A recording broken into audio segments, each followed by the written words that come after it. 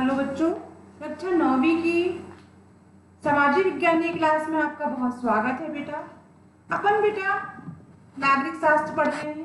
अपन ने नागरिक शास्त्र में इसके पहले पढ़ा था चुनावी राजनीति। अभी बेटा अध्याय 4 आपका ये संस्थाओं का कामकाज। तो संस्थाओं में जो सरकारी संस्थाएं होती हैं, सरकार होती है, मतलब इन सब के लिए एक संस्था होती है, उसमें कैसे कार्य होते हैं उसके बारे में इस पाठ में आप क्या करोगे, अध्ययन करोगे। तो लोकतांत्रिक व्यवस्था में शासन की कुछ मतलब कानून होते हैं जो अपन को क्या होता है, मानना होता है।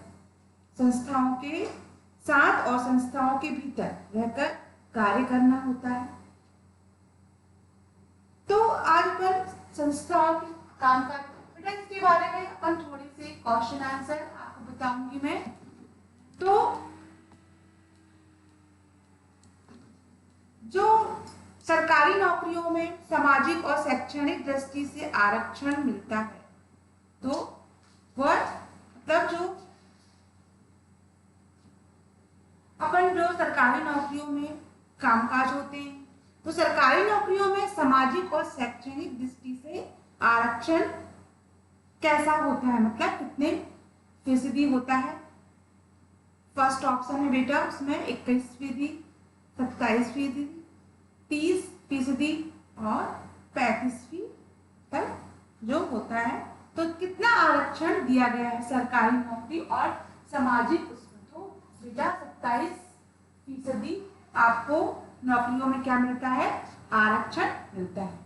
राष्ट्रपति पद के लिए उम्मीदवार के लिए न्यूनतम आयु कितनी होती है, मतलब जो राष्ट्रपति पद है उसकी न्यूनतम आयु, तो फर्स्ट ऑप्शन है 45 वर्ष, दूसरा है 35 वर्ष, तीसरा है 40 वर्ष और चौथा है 21 वर्ष। तो जो राष्ट्रपति है उसकी मतलब जो न्यूनतम आयु है कितनी होती है उम्मीदवार के लिए, मतलब 35 वर्ष होती है। फिर वित्तीय विधेयक का निर्णय करता है, जो वित्तीय विधेयक होता है उसका निर्णय कौन करता है, तो वित्तीय मंत्री करते हैं, प्रधानमंत्री करते हैं, लोकसभा अध्यक्ष करते हैं या राष्ट्रपति करते हैं। तो जो मैंने आपको कल ही बताया था, जो वित्तीय बजट पेश करते हैं, अपन अभी अर्थशास्त्र में आपने पढ़ा था कि वित्तीय विधेयक मतलब जो बजट होता है वो कौन पास करता है, तो उसके लिए वित्त मंत्री।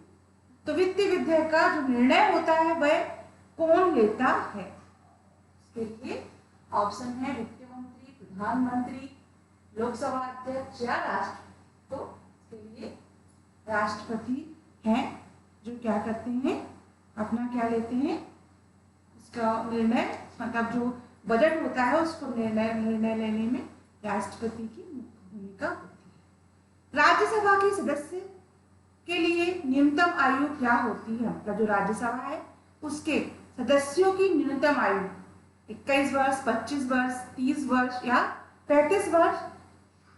तो जो राज्यसभा है उसके सदस्यों की न्यूनतम आयु होती है 30 वर्ष। कितने वर्ष, 30 वर्ष।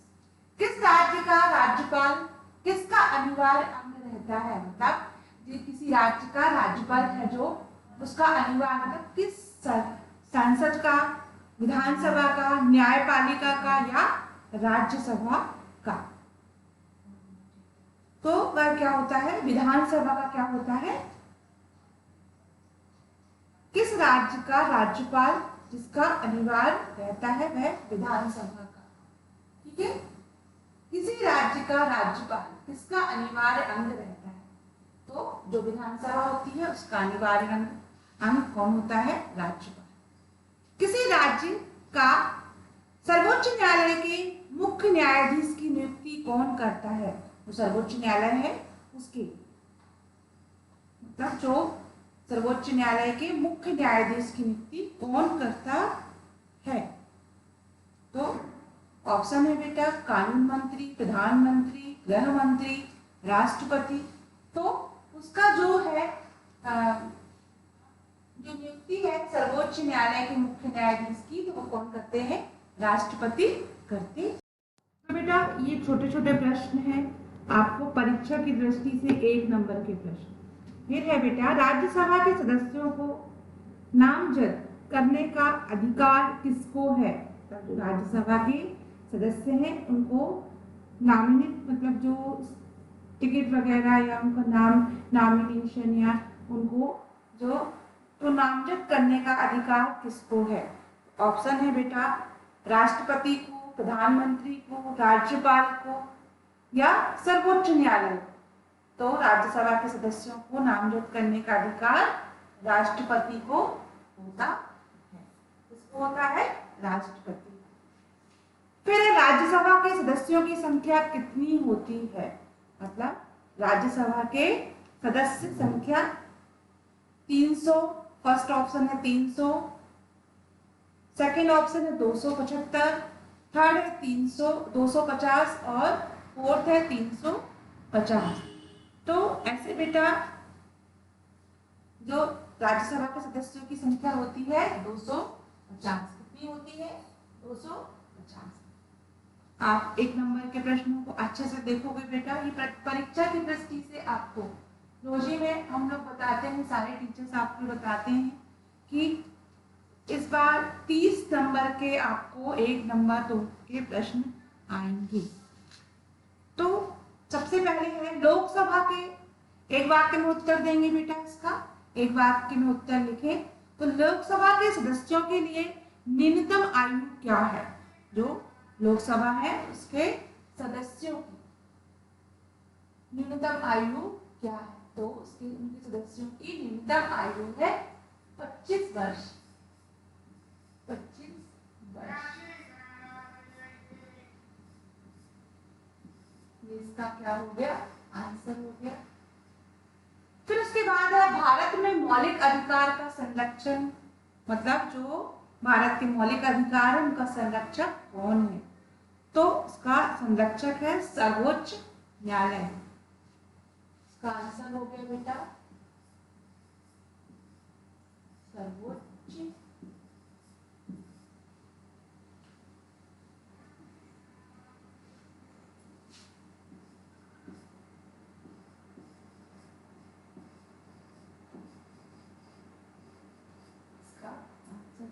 सर्वोच्च न्यायालय।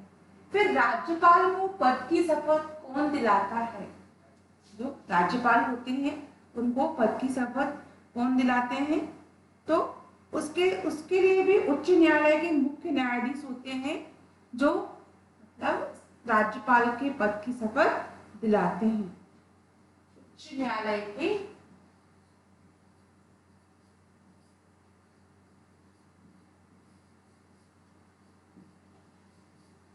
उच्च न्यायालय होता है उसके न्यायाधीश होते हैं, जो मुख्य न्यायाधीश होते हैं।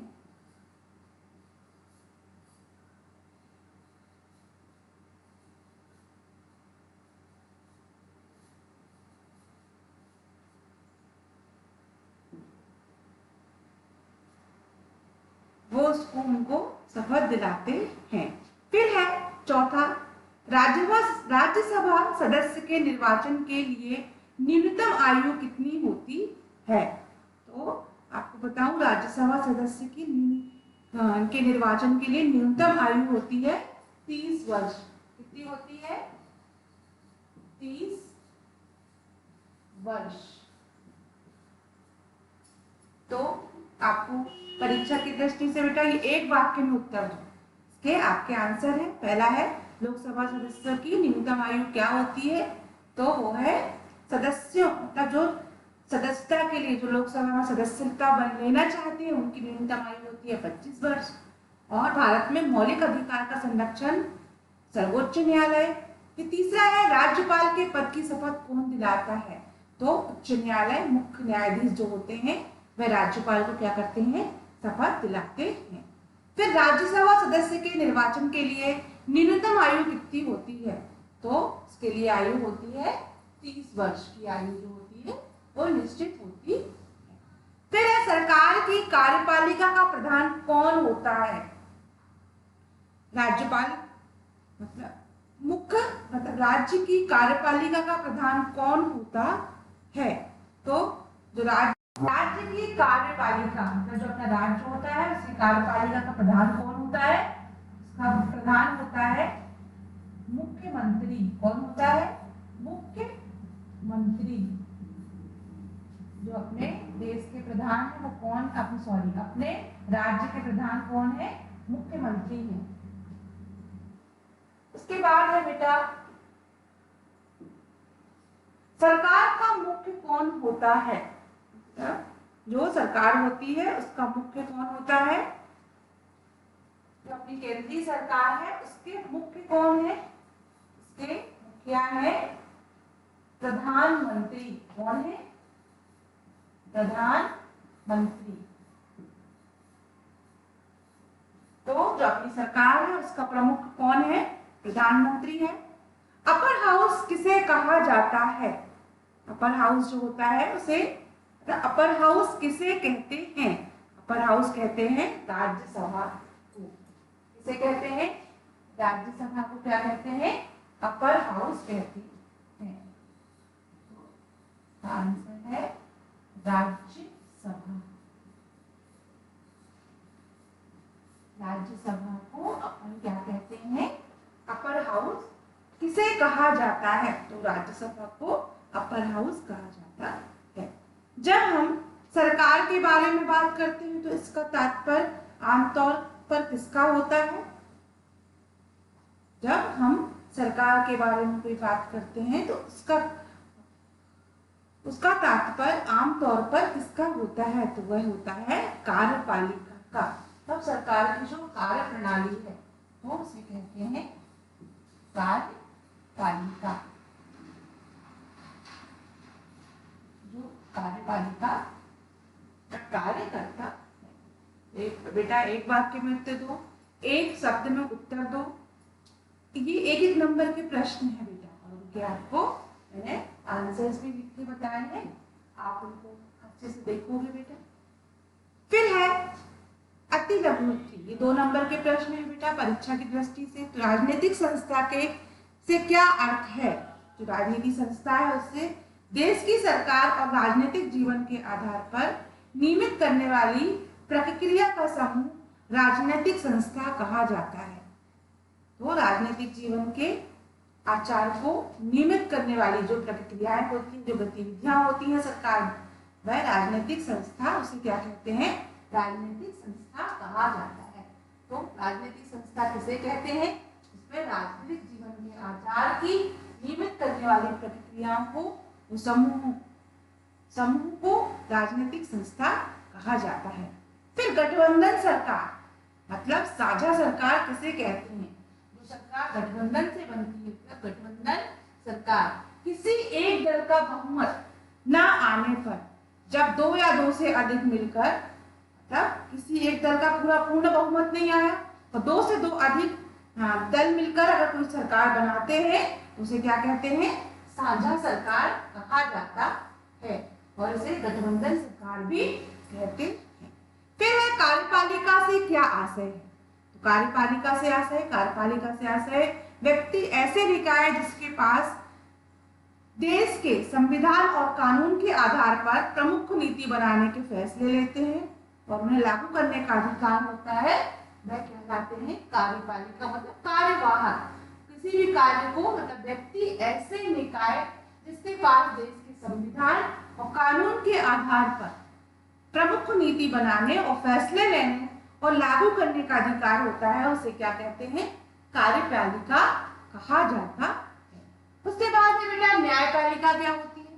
न्यायपालिका एक राजनीतिक संस्था जिसके पास न्याय करने और कानून और विवादों से निपटने का मतलब अधिकार होता है। देश के सभी अदालतों में एक साथ न्यायपालिका के नाम से उसे क्या जाता है? पुकारा जाता है। मतलब एक राजनीतिक संस्था जिसके पास न्याय करने और कानूनी विवादों को निपटाने का अधिकार प्राप्त हो और देश में अदालतों में एक साथ उसे क्या कहा जाता है? एक ही नाम से पुकारा जाता है, वह होती है न्यायपालिका, जहां पर आपको क्या मिलता है? न्याय प्राप्त होता है। फिर है केंद्रीय मंत्रिपरिषद के किन किन स्तर पर मंत्री होते हैं? से बेटा ये छोटे छोटे आपके प्रश्न है, ये 2 नंबर के प्रश्न हैं। केंद्रीय मंत्रिपरिषद के 3 प्रकार के मंत्री होते हैं। तो पहला होता है कैबिनेट मंत्री, दूसरा होता है स्वतंत्र प्रभार वाला मंत्री, उसे राज्य मंत्री भी कहते हैं, और तीसरा है राज्य मंत्री। स्वतंत्र प्रभार वाले जो मंत्री होते हैं उसे राज्य मंत्री कहते हैं, और एक होता है राज्य मंत्री। तो मतलब आपको बताऊं केंद्रीय परिषद को किन स्तर के 3 प्रकार के मंत्री होते हैं, कैबिनेट, स्वतंत्र और फिर सरकार से क्या अर्थ है बताइए, सरकार का क्या अर्थ होता है। संस्थाओं का ऐसा समूह जिनके पास देश में व्यवस्थित जनजीवन सुनिश्चित करने के लिए कानून और उनकी व्याख्या करने के लिए अधिकार होता है। व्यापक अर्थ में सरकार किसी देश के लोगों और संसाधन को नियंत्रित और उनकी निगरानी करती है, उसे क्या कहते हैं, सरकार कहते हैं। तो संस्थाओं का ऐसा समूह जिनके पास देश को व्यवस्थित जनजीवन सुनिश्चित करने के लिए कानून और लागू करने के लिए उनकी व्याख्या करने का अधिकार। व्यापक अर्थ में सरकार किसी देश के लोगों और संसाधनों को नियंत्रित करना और उनकी निगरानी करती है, सरकार कहते हैं। फिर है आपका आरक्षण का क्या अर्थ होता है। आरक्षण मतलब आपको बताऊं आरक्षण का क्या अर्थ होता है, स्पष्ट कीजिए। तो भेदभाव के शिकार वंचित पिछड़े लोगों और समुदायों के लिए सरकारी नौकरी तथा शैक्षणिक संस्था में पद एवं सीटों को क्या किया जाता है, आरक्षित करने की नीति है, उसे क्या कहते हैं, आरक्षण कहते हैं। फिर है कार्यालय ज्ञापन क्या होता है। कार्यालय ज्ञापन से आशय होता है सक्षम अधिकारी द्वारा, इसमें सरकार के फैसले नीति के बारे में बताया जाता है, उसे क्या कहते हैं, कार्यालय ज्ञापन कहा जाता है। उसके बाद है राजनीतिक संस्था क्यों महत्वपूर्ण होती है। ये लघुत्तरीय प्रश्न है बेटा, ये आपके 3 नंबर मानते चलिए। तो राजनीतिक संस्था क्या होता है। राजनीतिक संस्था नियम और कानून बताती है। ये संस्थाएं किसी निर्णय के लिए लोगों को परामर्श करने के लिए अवसर उपलब्ध कराती हैं। निर्णय लागू होने पर कोई निर्णय लागू हो जाता है, कोई विवाद पैदा होता है, तो कुछ संस्थाएं सही और कुछ गलत इसका भी निर्णय करती है, और इसके निम्नलिखित उदाहरणों से स्पष्ट होता है। प्रधानमंत्री और कैबिनेट संस्थाएं महत्वपूर्ण नीति और फैसले करती हैं। तो राजनीतिक संस्थाओं के लिए प्रधानमंत्री और कैबिनेट, फिर मंत्रियों द्वारा किए गए फैसले लागू करने के उपाय, नौकरशाह, सर्वोच्च न्यायालय वह संस्था है जो नागरिक और सरकार के बीच विवाद अंतर क्या हो जाते हैं, सुलझ जाते हैं। फिर उसके बाद है प्रधानमंत्री के क्या कार्य होते हैं। बच्चों, प्रधानमंत्री के सर्वप्रथम कार्य मंत्रिपरिषद का गठन करना होता है। तो प्रधानमंत्री है, उनके मुख्य कार्य बताइए। अगर प्रश्न में पूछा जाता है तो आपको बताना है। तो मंत्रिपरिषद का गठन करते हैं प्रधानमंत्री, मंत्रियों के बीच विभागों का वितरण करते हैं, मंत्रिपरिषद बैठकों की क्या करते हैं, उनका अध्यक्षता करना होता है उनका काम। फिर मंत्रियों के विभाग तथा कार्यों की देखभाल करना।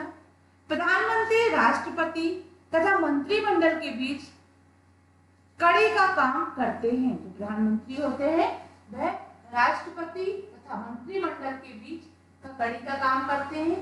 फिर छठवां है विदेश के साथ संबंधों की स्थापना करना। प्रधानमंत्री जो होते हैं उनका काम होता है विदेशी संबंध, संधियां और समझौता करना। प्रधानमंत्री का क्या होता है, उत्तरदायित्व होता है।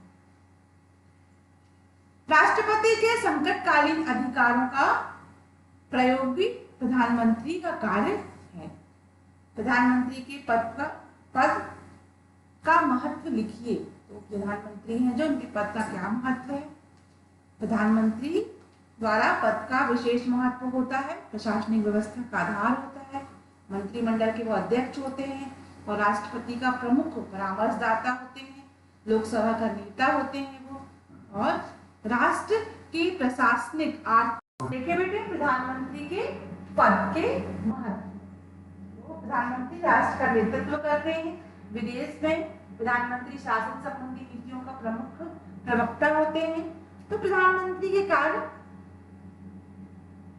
उनके पद पर विशेष महत्व होता है। तो प्रधानमंत्री का जो पद है वो विशेष महत्व का होता है। प्रशासनिक व्यवस्था का आधार, मंत्रिमंडल के वो अध्यक्ष होते हैं, राष्ट्रपति का प्रमुख परामर्शदाता होते हैं, लोकसभा का नेता, और राष्ट्र की प्रशासनिक आर्थिक नीतियों का निर्माण, शासन के विभिन्न विभागों को समन्वय स्थापित करना। अंतरराष्ट्रीय क्षेत्रों में प्रधानमंत्री राष्ट्र का क्या करते हैं, नेतृत्व करते हैं। तो ये प्रधानमंत्री के पद का क्या हो गया, महत्व हो गया। फिर है प्रधानमंत्री और मंत्रिपरिषद के बीच आपसी संबंध पर चर्चा। प्रधानमंत्री और मंत्रिपरिषद की बैठकों की कौन करता है, अध्यक्षता करता है, कौन, प्रधानमंत्री। और मंत्रिमंडल की समस्त कार्यविधियों का उन पर क्या होता है, उनका पूर्ण नियंत्रण होता है। फिर है मंत्रिपरिषद के सदस्यों के विभागों का वितरण और प्रधानमंत्री के द्वारा किया जाता है।